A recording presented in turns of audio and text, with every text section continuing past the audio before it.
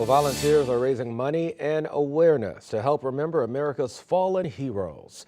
Political editor Mark Maxwell visited Jefferson Barracks today and spoke to families who are spending their first Thanksgiving without a loved one. Mark.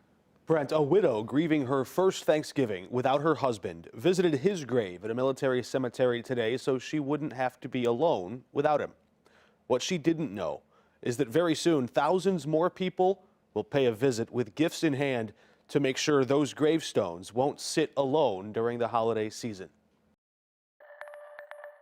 It's hard to describe the feeling you get standing in a military cemetery, looking over a sea of white marble headstones.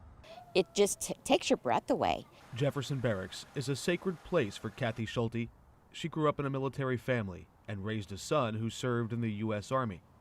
She says holidays in particular can be hard on families missing their soldiers, those overseas or laid to rest. Today, if you have someone in the military, you can pretty much call them at any time.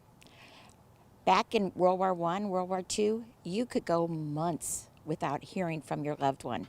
And it had to be heart-wrenching because moms didn't know if anything had happened. This is the final resting place for more than 177,000 American soldiers, including 3 who fought in the American Revolution.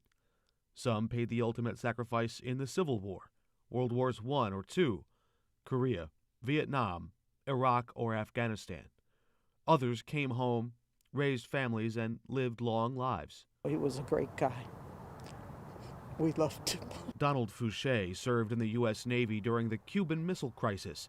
He came home in 1964 and soon after started a family with his bride, Pat. They were married 57 years. Because he only died a month ago, and it's Thanksgiving, and of course we're all thankful we had him.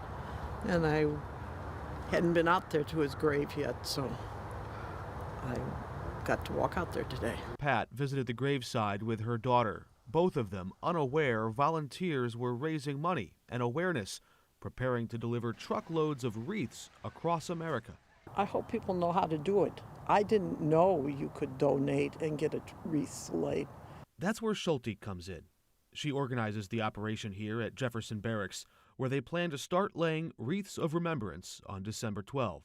It is an absolutely beautiful sight to see when the wreaths are laid. So far, she's raised enough money to lay a wreath at more than 17,000 headstones, but that's just roughly 10% of the American soldiers buried here. We want to be the Arlington of the Midwest. We want to have the entire cemetery covered one year. Just to, show how much we honor and respect what these people have done for our country.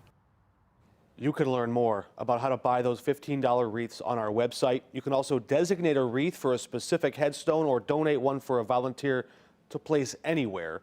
The wreath laying ceremony will be back in person this year for the first time since the start of the pandemic. Mark Maxwell reporting. Mark, thanks.